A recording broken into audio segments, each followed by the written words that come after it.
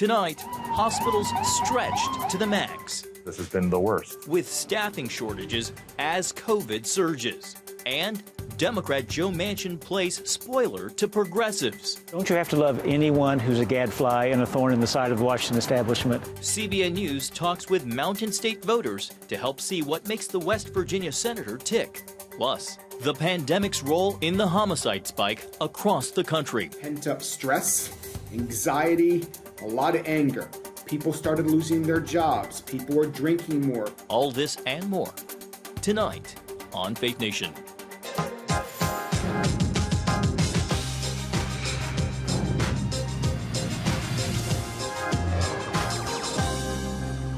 The number of people in hospitals with COVID higher than any other point in the pandemic. Welcome to Faith Nation. I'm John Jessup. Well, COVID hospitalizations in the United States hit a record high according to data from the Department of Health, surpassing the peak, which was in January of 2021. 141,000 Americans are hospitalized with COVID, with more than 1,500 daily reported deaths. That's up more than 34% in the last week.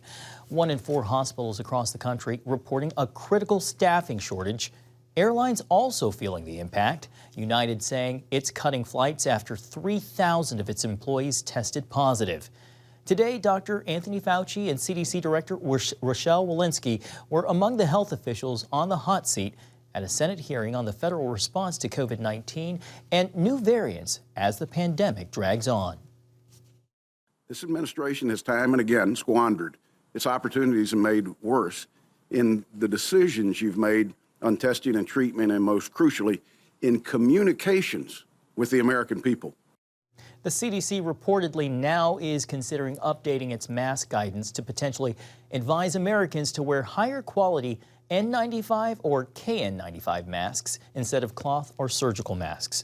Well, here with us now is CBN medical reporter Lori Johnson. Lori, yesterday, the U.S. hit an all-time global record of cases in one day, more than 1.3 million. What's the forecast? When do experts expect a decline? Well, John, experts say that we will probably reach our peak here in the United States in the middle or the end of January, and they're basing that on what happened in South Africa, where the Omicron variant originated. They saw a very steep increase, a plateau, and then a very steep decrease. So we can look forward to that if those forecasts are true. The World Health Organization, John, get this, just came out with a statement predicting that half of Europe will be infected with the Omicron variant within the next 2 months. Now, that 1.3 million cases that we saw yesterday, that was a little bit misleading because many reporting agencies don't do it over the weekend. So Mondays are always high. Last Monday was 1 million. The 7-day average still, though, astonishingly high, 700,000 cases. 700,000 for the average. You know, we're talking about the number of hospitalizations, as you were saying, can be misleading. Can you discuss the difference between people being a patient admitted for COVID and then a patient admitted with COVID? That's a very important distinction because every patient who's admitted to the hospital is tested for COVID-19.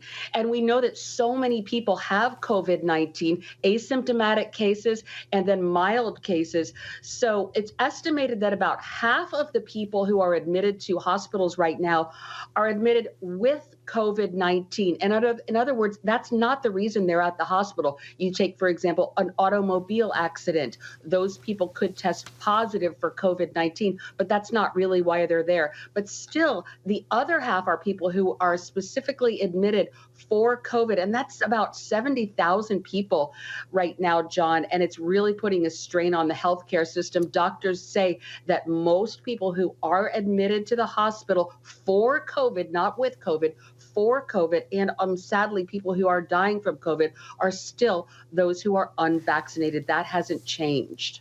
Lori, if you can, just a quick explanation here. We only have about 20 seconds. Why, if these cases are milder, are we seeing hospitalizations going up with Omicron? The answer, it's a great question. The answer in a very short matter of seconds is just the sheer number, just the vast number of people who have Omicron. You're going to get these more severe cases. All right. CBN medical reporter and host of Healthy Living, Lori Johnson, thank you so much. Thanks for having me. Well, even with bipartisan support to continue on the job as the head of the Federal Reserve, Jerome Powell is taking heat over soaring inflation. Today, in a Senate hearing on his renomination, the Fed chief outlining the steps the Fed is taking to end a highly accommodative policy that stimulates demand. We're going to end our asset purchases in March, meaning we'll be raising rates over the course of the year. At some point, perhaps later this year, we will start to allow the balance sheet to run off. And that's just the road to normalizing policy. Chairman Powell testifying before the Senate that experts believe the economy will recover as more workers come into the labor force and global supply blockages start to alleviate. Well, a year after the January 6th breaching of the U.S. Capitol right here in Washington, the Justice Department is warning of an elevated threat from violent extremists from within the homeland. The number of domestic terror investigations has more than doubled since March of 2020. Now the Justice Department has created a new unit focusing on homegrown terrorism. We prosecute individuals for engaging in violent behavior, not for their beliefs or associations. But we will not hesitate to prosecute those who commit acts of violence in violation of the federal law.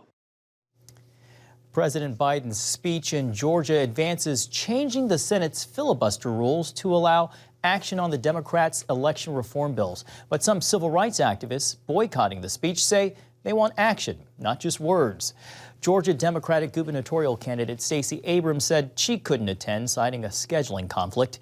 Senate Republicans oppose changing the filibuster rules, as do Democratic Senators Kyrsten Sinema and Joe Manchin.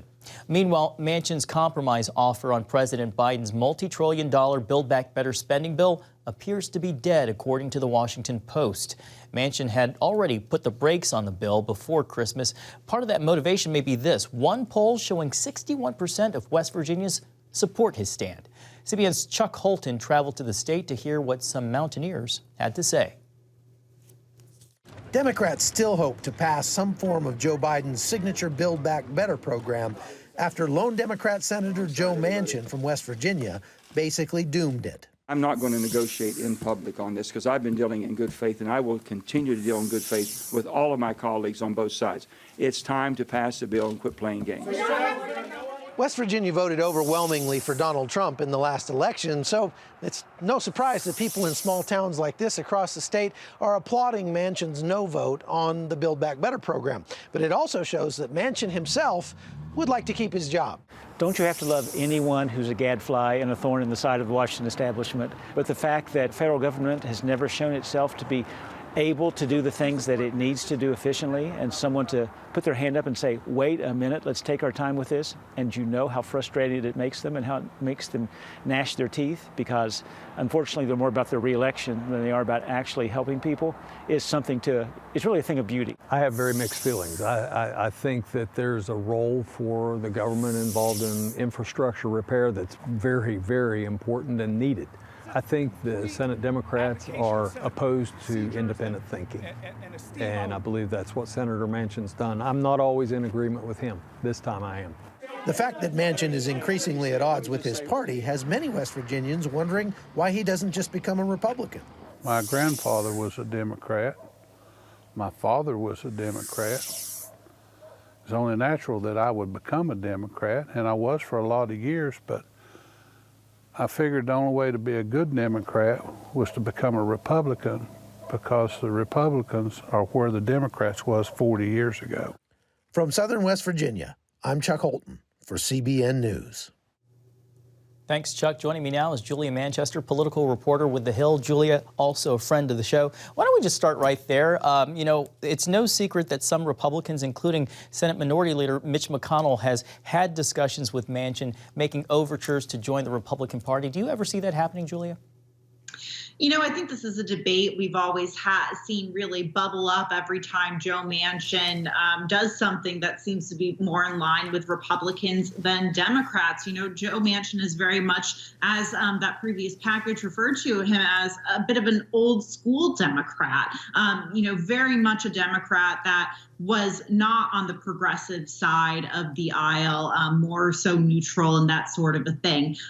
You know, however, I think a lot of it has to do with the the political environment in West Virginia. And you've seen since 2016 and 2015, when he started running, former President Trump really go into a number of these states that had working class Democrats, particularly white working class Democrats, and turn them over to the Republican Party. And I think this is the direction that we're seeing politics go in. So in terms of whether Joe Manchin becomes a Democrat or a Republican, I'm not sure. We'll probably be asking that question again as he gets closer to re-election in a few years.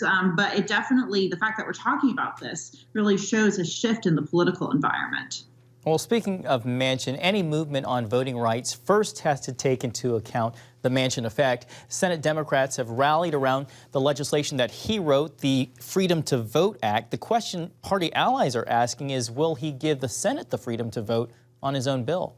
Your thoughts? Yeah, I mean, I think it all depends on really what happens with that filibuster. And we know that Joe Manchin has been pretty steadfast in where he stands on that. Look, I think President Biden and Senate Democratic leadership is under a lot of pressure to get moving on voting rights. Remember, after Build Back Better essentially was stalled by Manchin late last year, we saw Democrats immediately pivot towards voting rights. They want to pass a landmark piece of legislation before the midterm, something their candidates down the ballot can point to and say, this is what we did in voting rights at this moment, is that that piece of legislation. We're seeing the filibuster debated and, tangent to this issue with voting rights. So we'll have to see where Manchin stands on that, but it looks like he could be another roadblock. You know, even before President Biden landed in Atlanta, some typically aligned with Democrats staged a boycott, calling the president's visit just a photo op. How politically perilous does this leave the president, dealing not only with the anger from within the base, but on the heels of the defeat of his Build Back Better social spending plan, and while staring down the barrel of a midterm election in November? Well, John, I think you just have to look at who's attending the president's remarks and who's not attending the president's remarks more importantly. And one of those people is Georgia gubernatorial candidate Stacey Abrams, a major activist who very much deserves credit for helping flip Georgia at the Senate and presidential level last in 2020. Now, President Biden saying today it was a scheduling conflict. It's sort of hard to believe that, there could be a scheduling conflict when the president of the United States is taking a visit to the biggest city in the state you're running for governor for. Right. But I think that really tells the story. All right, political reporter with The Hill, Julia Manchester. We always appreciate your insights. Thank you, Julia. Thank you. Coming up, a look at the skyrocketing murder rate in 2021 and what it could mean for the new year.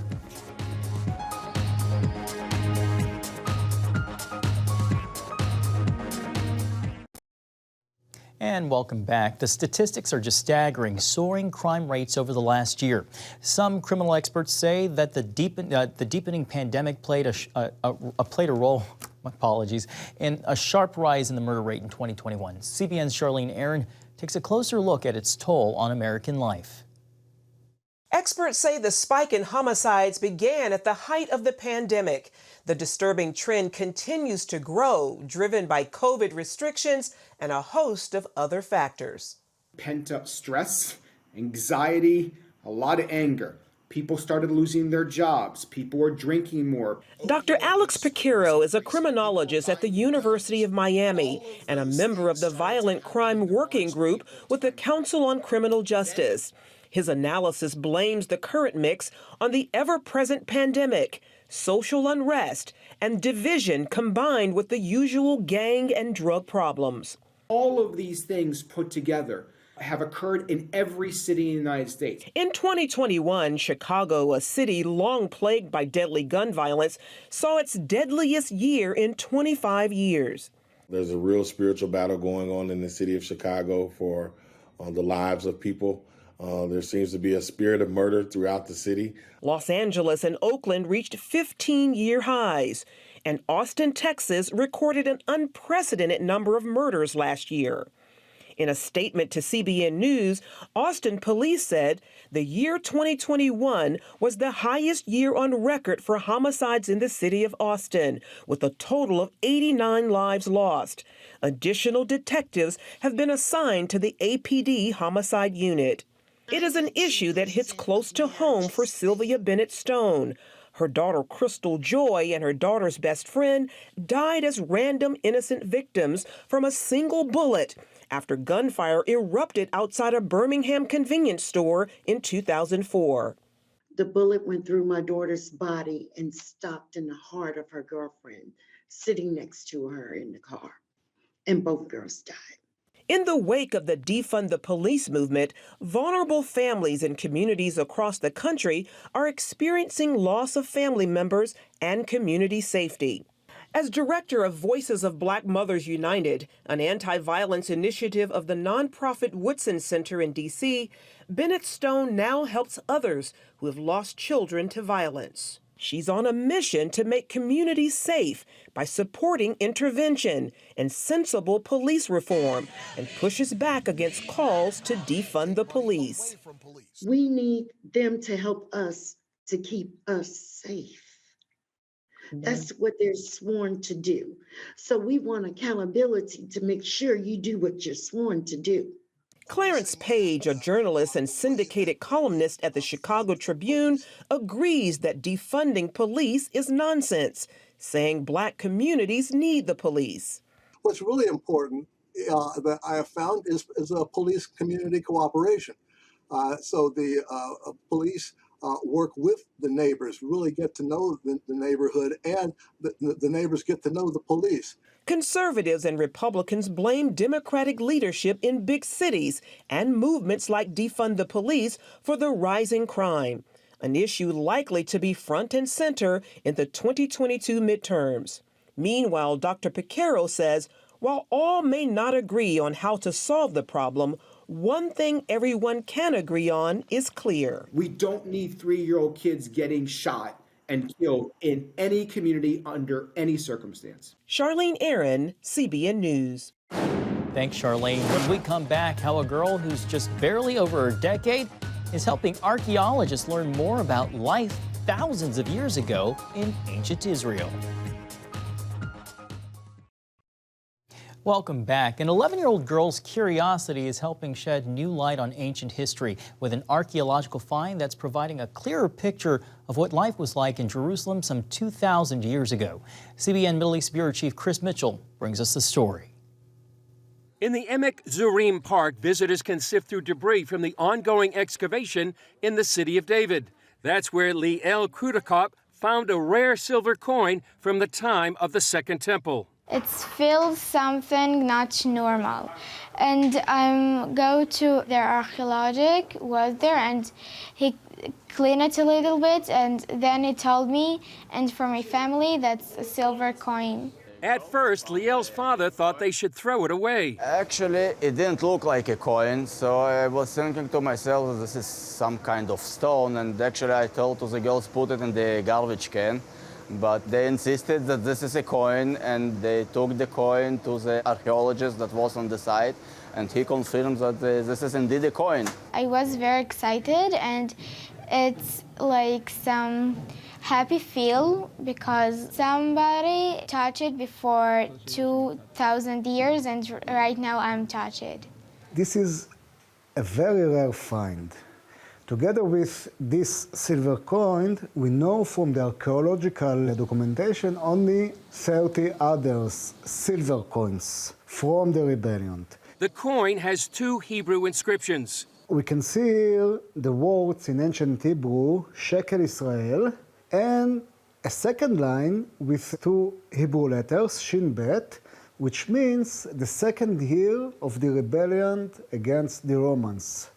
67-8 AD. On the other side of the coin, we have another inscription in ancient Hebrew, which says, LeYerushalayim HaKdosha, to Holy Jerusalem.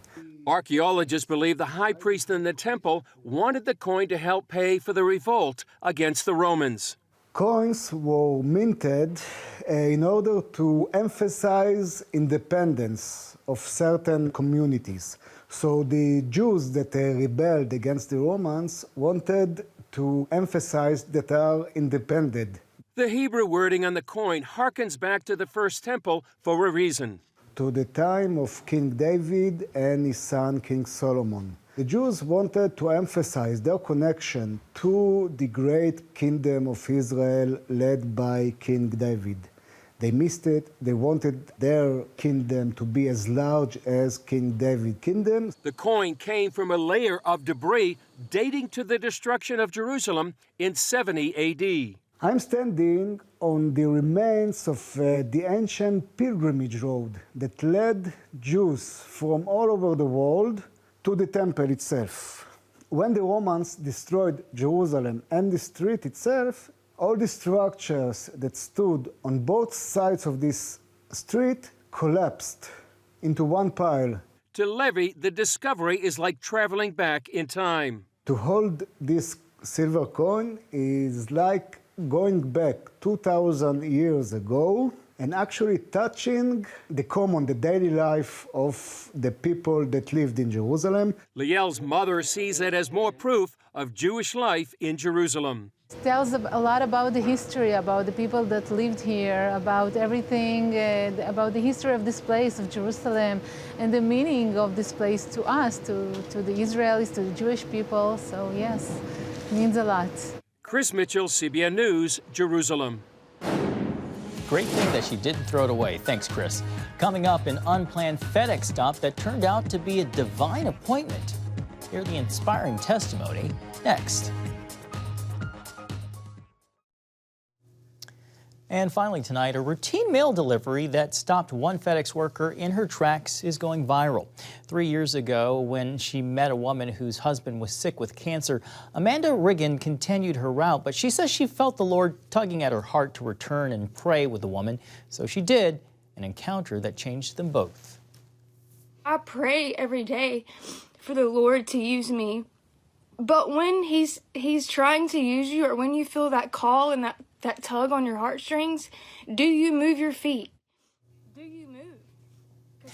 Amanda says that God is always looking for ways to use us and to do so, to do his work, and encouraged everyone to accept his call, even if it's a simple tug at the heart. What a neat way to end the story, end the show. Well, thank you so much for watching Faith Nation. We hope to see you right back here tomorrow.